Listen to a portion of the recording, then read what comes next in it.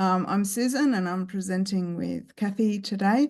I will explain all those things, Rafaela, that you asked as part of the presentation. But first, I'd just like to acknowledge country and say that I'm in the lower North Shore of Sydney and zooming in from lands of the Camaragal people.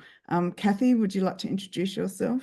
Yes, my name's Kathy Jones. I'm from Fieldwork Connections and I am also in Sydney on Darug country. Thank you.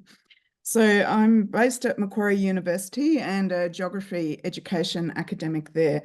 So what we'll be looking at today is I'll be drawing threads from two research projects that I've been doing together about teaching geography. So it will be, first of all, imagining ourselves in a geography classroom.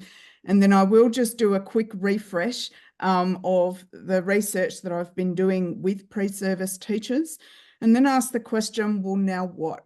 And I know the title here about conceptualizing a micro-credential is a bit of a spoiler, okay, but in section 4, when we're thinking about how we can best support our pre-service teachers to respond to the circumstance of out-of-field teaching, obviously this is where the micro-credential comes in as one option. And then I'll go through the next steps. And Kathy is joining me as an industry representative that I've been working with, particularly in part 4. So the research that I do, I've been a geography teacher.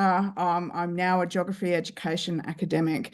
And something that is important in my research, whether that be with in-field pre-service teachers or out-of-field pre-service teachers, is to ask them to imagine themselves as a teacher of geography in this classroom. What does that mean for them? What are they afraid of? What are they confident about? What do they look forward to doing? What do they want to learn more about? And I guess the research that I've done now has been always with pre-service teachers, but with a group of pre-service teachers who were training to teach geography. So they were in field, and I tracked their journey through their final year of initial teacher education degree and their first year of teaching. And then I worked with, as part of my postdoctoral research, I worked with a group of pre-service teachers who were teaching geography, but in an out-of-field context. And so this brings both threads together, because actually the findings are the same about how we can best support our teachers of geography, whether they're in field, but most particularly for those who are out of field. So I'm bringing together two threads from my PhD and my early career research. Each of them have been small-scale longitudinal studies with 3 phases, and they've been purposefully sampled participants, and for each study they've been drawn from the same university. And that way I know their preparation has sort of not been exactly the same, but there's a benchmark there for the preparation that they've gone through in their initial education program at the same university. I'm a qualitative researcher, and I've been keeping social labs as the core methodology of data generation and a theory practice reflection lens through that to be able to construct the activities and the problem solving activities that we work through in the social labs. So the overarching questions that have cut across both my PhD and my early career research are to understand the emergent conditions that influence the practice of pre-service teachers when they're on professional experience and also as they journey into the profession. I'm also then interested, due to the longitudinal nature, to understand more about how the pre-service teachers manage these conditions. So we find out what they are, but then what do the pre-service teachers do with that? How do they respond? What do they find as their management and responsiveness techniques? And then also to ask the question about, well, what does this mean for initial teacher education? And I ask this because obviously that's the context within which I work, and we can find in some instances that there's a significant call for initial teacher education to maybe do a bit more. So through the theory practice reflection lens, I've been using the JOG standards. So these standards have been derived, you can see several years ago now, and in an Australian context, from the practice of experienced teachers. I've been testing these standards out with in-field pre-service teachers and out-of-field pre-service teachers during their teaching of geography to try and work out if these standards that come from the established practice of experienced teachers still have meaning and relevance for those who are very early on in their journey or who are just starting out in their teaching and familiarisation with geography. Theoretically, I look at it through reflexivity theory. So we're looking at professional experience and the transition into the profession as the structure within which they're working. But the pre-service teachers themselves are the agent, and the problem that we're exploring is, well, how do these pre-service teachers manage the emergent conditions that they're facing? So they look at things through the personal values and beliefs, the structures that they're working within, and then the cultures of people, time, and place, to work out if this enables or constrains their practice in some way. And once they are able to identify and think about this, about what it is that helps them and propels them forward, or what it is out of the emergent properties that act as a constraint for them, then they can dedicate a plan for action. And this helps us to understand a bit better about how these pre-service teachers are managing the conditions that they face.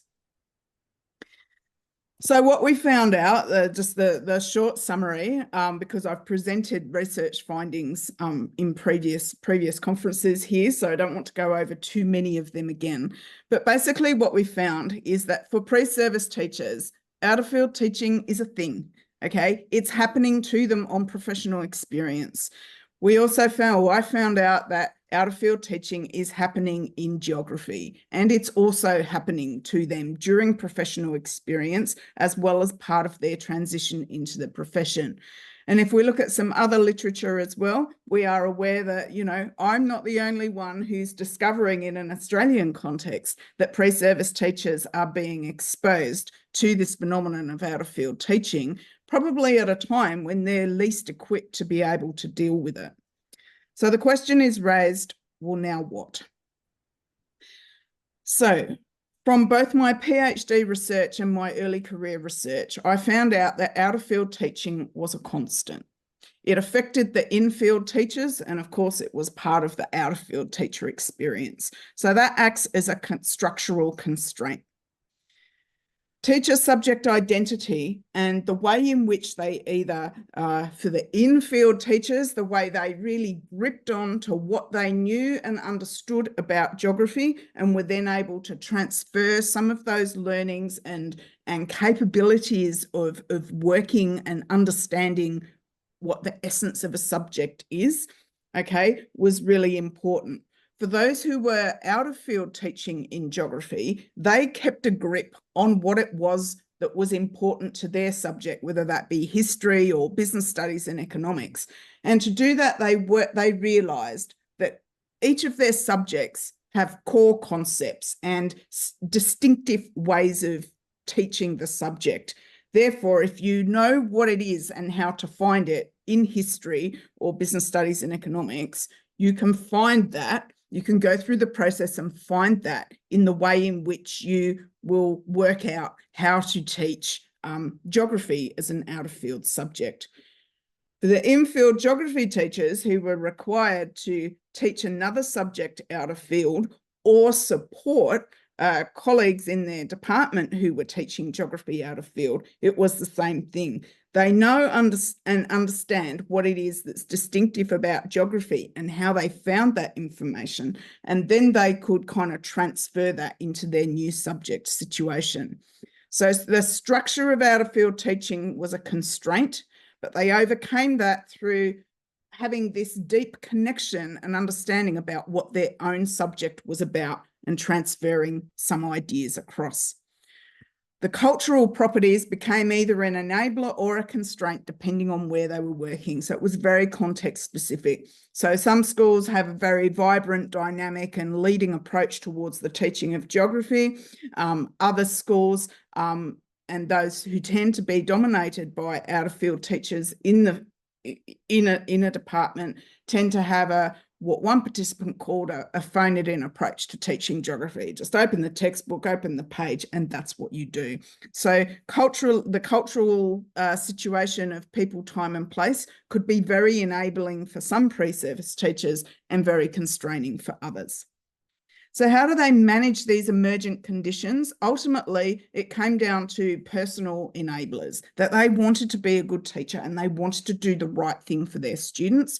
And when they were going through this transferability of knowledge, skills and understanding to try and unpack what it was that was distinctive in their out-of-field subject, they also took action themselves and joined the sort of online Facebook groups and networks, or asked people that they know, can you connect me with a teacher in the field? So they had access to informal professional learning.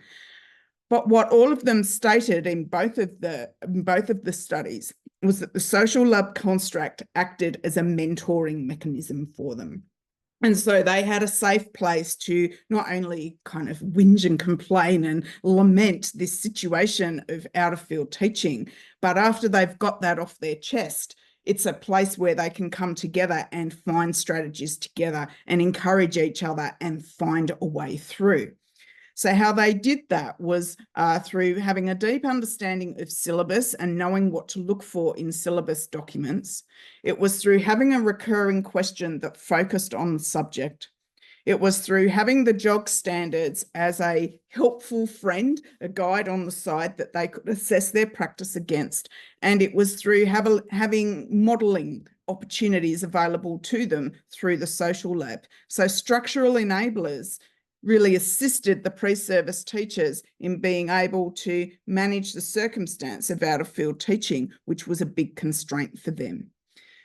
So given that these are pre-service teachers and they came from the same university, what might this mean for initial teacher education? We know that our pre-service teachers are experiencing out-of-field teaching, but what are we going to do about it? So ultimately, it comes to a commitment to be able to upskill and prepare and to engage in partnerships to better support pre-service teachers, so they're at least aware that out-of-field teaching might occur. When we're looking at professional learning in geography, okay, recent literature emerging shows there's the importance of actioning fieldwork, of geographical information systems, and the procedural knowledge. This is also reinforced by the work of Creerwalt and Lee, who are thinking about geographical thinking, using the concepts, using core pedagogical approaches like inquiry, geographical tools, one of which is fieldwork, project-based learning, all sorts of different active geography-specific inquiry methods there. But recent work coming out of Czechia and the Czech Republic is about this professional learning for geography teachers needs to be long-term, it needs to engage, it needs to have an interdisciplinary component, there needs to be collaborative opportunities for the participants to engage with each other and therefore strengthen their knowledge and practice, and also to engage in some reflective practice of themselves. When we're looking at mentoring, we know from the research as well that access to professional learning and mentoring isn't always readily available either to pre-service teachers or those in their first year of teaching if they're working across different schools. But access to mentoring is really important as part of the development of their professional identity, and also about being able to help them develop themselves as a teacher in response to their beliefs about what it means to them to be a good teacher and to be able to respond to student needs. And then work from Berger and the team suggests that in the absence of ITE provision and other formal professional learning programs, that school-based mentoring might be a thing that will be able to assist. So faced with the literature and my research findings, I was now looking at the so what. And so I just designed a COMAT as an innovative solution. So a co-designed micro-credential and advising program. So for me, drawing on my research findings and what I was obtaining from the literature, I wanted it to be a social lab construct, and I wanted it to be targeted for pre-service and early career, very early career teachers. I wanted there to be input from the professional association and also the researchers, so from the academy. And of course, for me, it had to be about geography. And it was about being able to support pre-service teachers with their professional learning alongside their university study.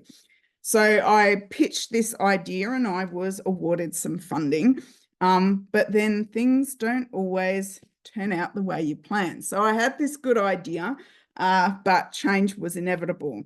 And so whilst I had a very fixed idea about what I wanted and I had some money to make it happen, I then had to embrace the opportunities that were a reality for me, and I had to find a way to make this happen. So the first way in which I made it happen was that our degree program was going through a reaccreditation and a redesign process. So I had shared some of these findings with those in charge at the university, and the decision was made that we could start to incorporate some awareness raising modules about out-of-field teaching within core units of the to be revised and now implemented initial teacher education program. So where did we do it? What did we do? How and what did we discover? So we did it within the undergraduate and the postgraduate degrees. For the undergraduate degree, we put core modules in the final year professional experience unit. With the postgraduate, we did it in their first year of study in a broad curriculum and pedagogy unit, because the postgraduates go out on prac a lot more quickly and have a shorter degree compared to the undergraduates. So what we focused on was the familiarisation. They were always in cross-subject groups. So, English, maths, science, technologies, history, geography. Okay, and we really drew on the work from a book chapter that Linda and I were involved in together with Jared and a couple of others, Seamus Delaney, others in the group as well. And we tried to follow this methodological process where we took it upon ourselves to really understand the fine grains of what it is to understand another subject. So in the tutorials, pre-tutorial, there were many instances of Margaret's brilliant podcast series so that everybody could see that out-of-field teaching was going to affect them.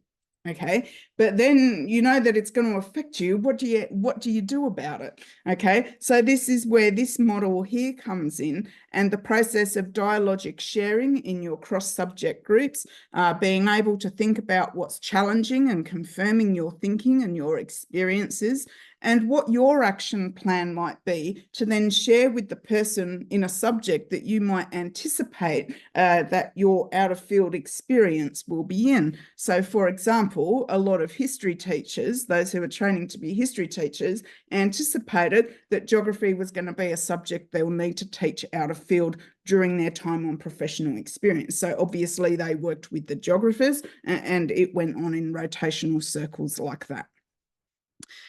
Then we got to the micro-credential. Okay, so help teaching geography for the first time is where Kathy comes in, because as part of this, there were various, I guess, constraints that I was working within. So yes, I was able to bring myself in as part of the university. I couldn't at that time bring the professional association in, but I did have access to an industry representative and to Kathy from Fieldwork Connections. The Teachers Learning Hub was the external and public-facing arm of the university who's offering a series of micro-credentials. But the rules are that they're online and asynchronous. So that's the format. So I can't do any social lab work there. And that was really hard for me to be able to come to grips with. and that it's online, self-paced, and at the moment, with the rule of 5, it's 5 modules for 5 hours each. And once the person starts this 25 hours, they kind of have a year to complete it in. They do receive some NESA accreditation, which in New South Wales is our curriculum authority. So it's quite a valuable thing to have. But for students who are already enrolled in the university and in our initial teacher education program, they can have access to this at no additional charge. So with this online and asynchronous nature and knowing about the practicalities of teaching geography, such as fieldwork, the tools, and the inquiry approach, I was really leaning into Kathy as the industry rep to work me through a few things. So Kathy, can I hand to you for a moment, please? Yeah, sure. Yeah, I totally agree with you that it was a challenge to be able to have all these modules online, because with so much in geography, and the way that I approach geography is through inquiry learning and taking students outside the classroom so that they can be making observations, to collect data, to process that information and then communicate it. And so through what I do with Fieldwork Connections usually is go to schools to run professional learning with teachers to show them how to do fieldwork and other skills to show the teachers how to do it with their students.